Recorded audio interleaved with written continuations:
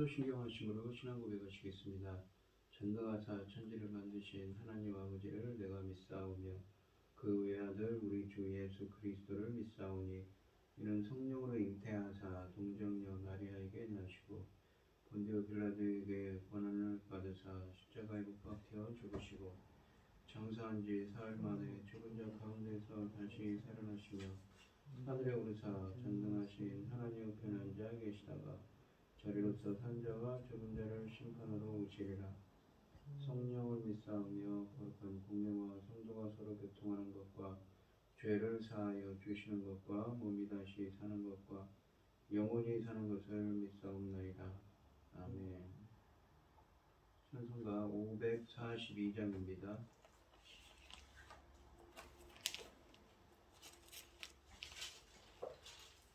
542장입니다.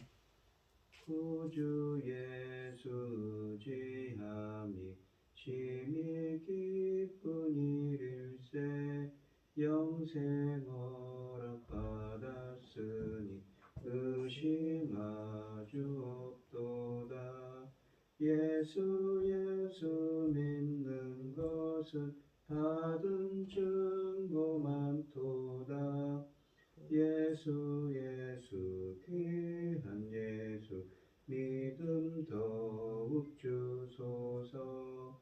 구주 예수 의지함이 심히 기쁜 일일세 주를 믿는 나의 마음 그의 피에 적시네.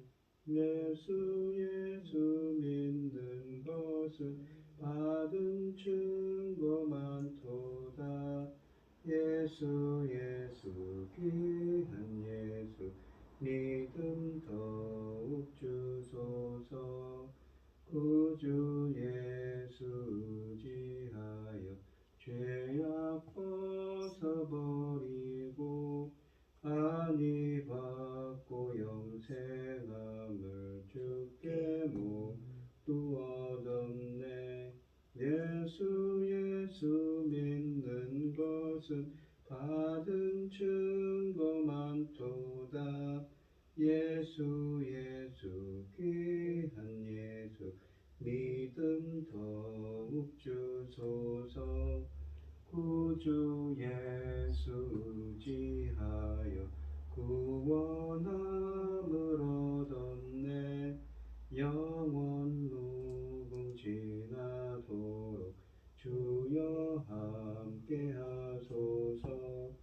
예수 믿는 것은 받은 증거 많도다.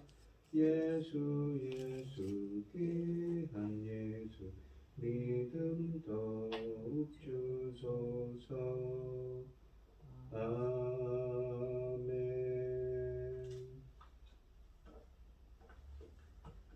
오늘 함께 하실 하나님의 말씀은 신명기 11장 1절로 17절 말씀입니다.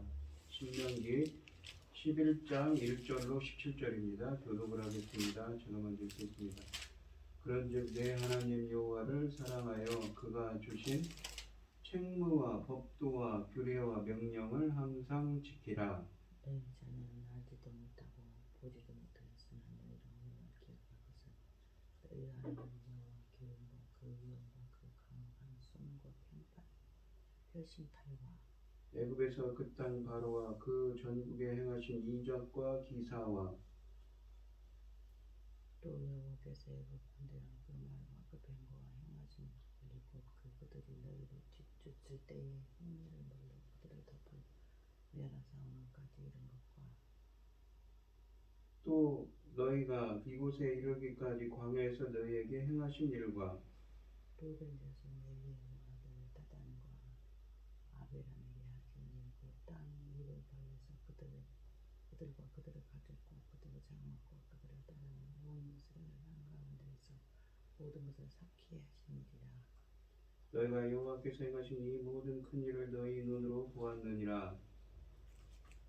그러므로 너희는 너희 행하신 모든 명령을 지키라. 그리하면 너희는 장성할 것이며 너희가 건너가 차지할 땅에 들어가서 그것을 차지할 것이며 또 여호와께서 너희 조상들에게 맹세하여 그들과 그들의 후손에게 주리라고 하신 땅 곧 젖과 꿀이 흐르는 땅에서 너희의 날이 장구하리라. 내가 들어가 차지하게 하는 땅은 네가 나오내부터 가지 아니하니 거기는 너희가 파종하고 너희 발로 물대기를 쳤을 때 된 것 같이 하였거니와 너희가 건너가서 차지할 땅은 산과 골짜기가 있어서 하늘에서 내리는 비를 흡수하는 땅이요 네 하나님 여호와께서 돌보아 주시는 땅이라 연초부터 연말까지 네 하나님 여호와는 항상 그 위에 있느니라. 내가 오늘 너희에게 명하는 내 명령을 너희가 만일 청종하고 너희 하나님 여호와를 사랑하여 마음을 다하고 뜻을 다하여 섬기면 여호와께서 너희 땅에 늦은 비를 적당한 때에 내리시리니 너희가 곡식과 포도주와 기름을 얻을 것이요 또 가축을 위하여 들에 풀이 나게 하시리니 내가 먹고 배부를 것이라. 너희는 스스로 상받으렸고 내가 오늘 너희과에 돌이켜 다른 신을 섬기는 그들에게 자랑으로 여호와께서 너희에게 진노하사 하늘을 닫아 비를 내리지 아니하여 땅이 소산을 내지 않게 하심으로 너희가 여호와께서 주신 아름다운 땅에서 속히 멸망할까 하노라. 아멘. 오늘 본문 말씀의 제목은 순종으로 유지되는 땅입니다. 광야 백성에게 언약의 땅의 풍요를 미리 보여주십니다. 그는 광야에서 여호와를 시험하다가 실패한 과오를 다시는 반복하지 않도록 교육하기 위해서입니다. 1절부터 7절은 과거를 거울 삼을 것을 말씀하십니다. 모세는 지금까지 여러 차례 강조한 적이 있는 하나님의 율법을 잘 지키라는 명령으로 1절 말씀을 시작합니다. 그는 여호와를 사랑하고 그가 주신 율법을 지키라고 하는데 사랑하다, 지키다 모두 언약과 관련된 말입니다. 이스라엘은 언약 백성으로서 살아가야 한다는 것을 강조하기 위해서입니다. 모세는 이번처럼 이전에도 여러 차례 율법을 지키라고 했는데 차이점이라면 다른 때는 대상을 이스라엘이라 말할 뿐 구체화시키지는 않았습니다. 이번에는 모압 평지에서 그의 강론을 듣고 있는 백성들을 권면의 대상으로 2절에서 구체화시킵니다. 특히 모세 앞에 서 있는 많은 사람들 중 성인들을 상대로 이 말씀을 선포합니다. 그래서 그는 너희는 보았고 너희 자녀들은 보지 못했다고 합니다. 모세는 순종에 있어서 어른들이 아이들 앞에 모범이 되어야 함을 강조합니다. 모세는 하나님을 사랑하는 사람은 삶의 모든 영역에서 하나님의 말씀에 순종하며 살아야 한다고 1절에 말합니다. 만일 하나님의 음성을 직접 듣고 수많은 기적을 체험한 사람들이 하나님께 순종하지 않는데 하물며 하나님을 실제로 체험하지 못한 미래 세대는 어떻게 하나님을 순종할 수 있겠냐는 것입니다. 그러므로 그의 청중은 하나님의 말씀을 직접 들은 세대로서 그 어떤 미래 세대보다 사명을 느끼며 순종해야 한다는 점을 강조합니다. 오늘을 사는 그리스도인들도 이 점을 깊이 생각해야 되겠죠. 하나님과 매일 교통한다는 자들이 말씀에 따라 경건하고 진솔된 삶을 살지 않는다면 어떻게 하나님에 대해 잘 알지 못하는 자녀들이 하나님의 말씀대로 살기를 기대할 수 있을까요? 우리 삶이 우리 자녀들에게 하나님의 말씀대로 사는 삶이 무엇을 의미하는가를 보여주는 가장 좋은 예가 되어야 할 것입니다. 모세는 이때까지 이스라엘의 역사에서 다양한 반역 사건을 예로 들으며 하나님께 순종할 것을 호소했습니다. 본문에서도 지난날을 예로 들어 이스라엘을 설득하고자 합니다. 그러나 이번에는 지난날을 반역의 본보기로 삼기 위한 것보다는 과거에 하나님이 베풀어 주신 은총을 기념하기 위해 언급하는 의미가 더 강합니다. 자신이 과거에 체험했던 하나님의 은혜를 되새기고 헤아리는 것은 하나님을 사랑하는 일에 가장 기본적인 동기부여가 될 뿐 아니라 어떠한 미래에 대한 불안감도 제거할 수 있는 체험적인 근거가 되기 때문입니다. 이런 차원에서 주의 백성은 지난날의 일들에 대해 충분한 지식과 묵상이 있어야 합니다. 과거의 여러 사건들 중에서 출애굽과 모압 평지에 이르기까지의 광야 생활이 다시 집중적인 조명을 3, 4절에서 집중적인 조명을 받고 있습니다. 지난 40년 동안 이스라엘이 체험했던 일을 부각시키는 것은 모세 앞에 더 서 있는 세대가 하나님이 이루신 역사에 대하여 알고 싶다면 아득한 옛날까지 거슬러 올라갈 필요가 없이 자신들이 최근에 목격했던 일들만 떠올리면 되기 때문입니다. 또한 출애굽과 광야 생활은 이스라엘 역사에서 가장 기념비적인 사건입니다. 체험하는 총이 파격적일수록 더 깊은 인상과 영향력을 남기게 될 것은 두말할 필요가 없습니다. 하나님은 지난 40년 동안 이스라엘을 위해 수많은 이적을 베푸시며 그들을 이곳까지 인도하셨습니다. 그러나 하나님의 역사가 이스라엘 백성 모두에게 항상 좋은 것만은 아니었습니다. 반역한 자들에게는 오히려 무시무시한 심판이 내려졌습니다. 5절에서 모세는 이스라엘에게 하나님이 광야에서 그들에게 하신 일을 기억하라고 하는데, 본문에서 이 말은 하나님이 이스라엘을 징계하기 위하여 하신 일들, 즉 하나님의 이스라엘을 위한 사역의 부정적인 면모를 뜻합니다. 모세는 다단과 아비람이 죽임을 당했던 일을 심판의 예로 6절에서 듭니다. 이들은 고라와 함께 모세의 권위에 반기를 들었다가 가족과 함께 죽임을 당한 자들입니다. 민수기 16장에 나오지요. 이 본문이 이 사건을 상기시키는 것은 모세의 권위는 하나님께로부터 온 것이기에 절대 그에게 반역해서는 안 된다는 점을 강조하고, 동시에 출애굽과 광야 생활이 이스라엘에게 대체로 축복의 시간이었지만 반역한 자들에게는 저주의 시간이었다는 점을 강조하기 위해서입니다. 앞으로 이스라엘이 가나안 땅에 정착하여 사는 것이 엄청난 축복이 될 것이지만 하나님께 반역하여 말씀에 순종하지 않는 자들은 광야에서 심판을 받아 죽었던 다단과 아비람처럼 될 것임을 경고하기 위해서입니다.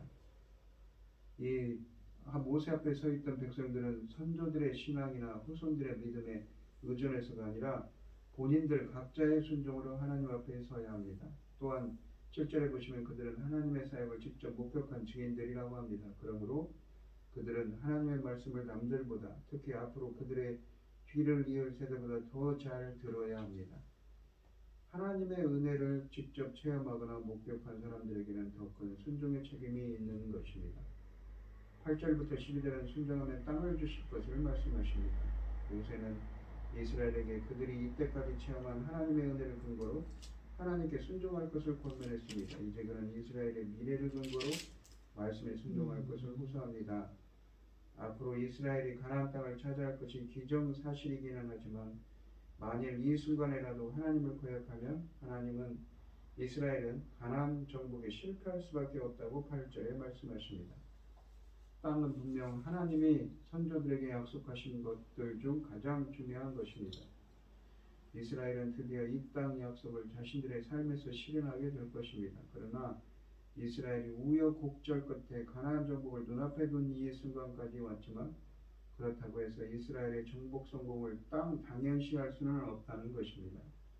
그러므로 순종 여부는 이스라엘의 최근 역사에 큰 영향을 끼쳤을 뿐만 아니라 앞으로도 그들의 미래를 좌우할 것입니다.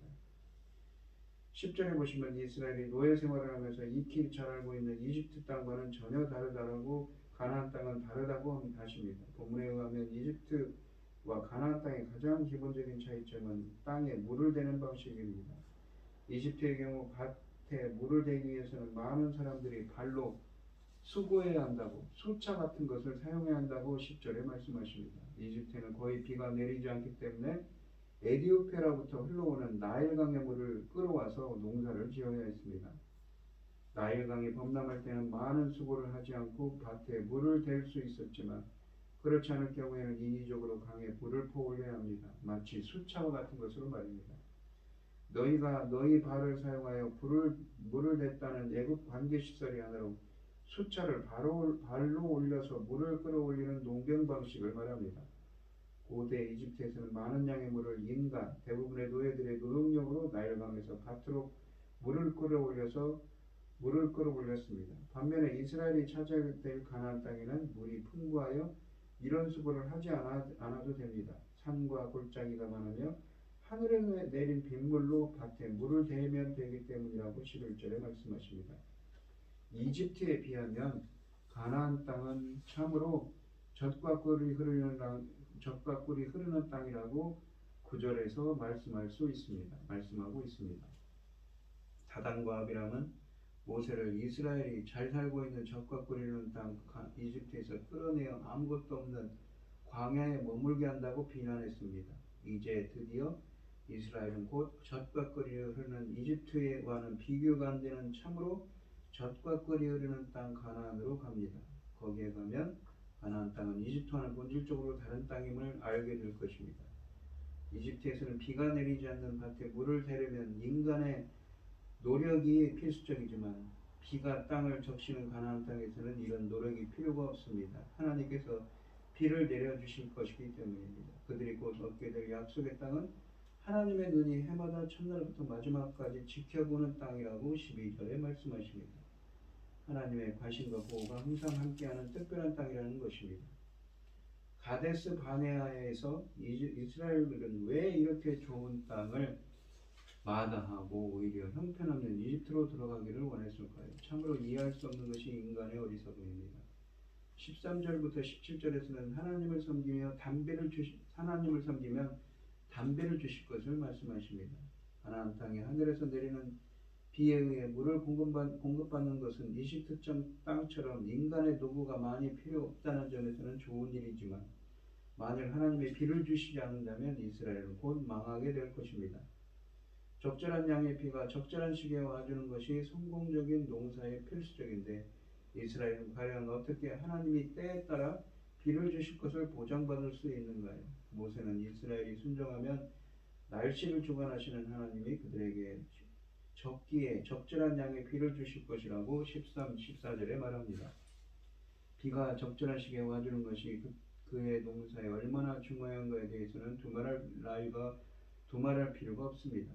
비가 오더라도 적절한 시기에 오지 않는다면 오히려 해가 되는 경우도 있기 때문입니다.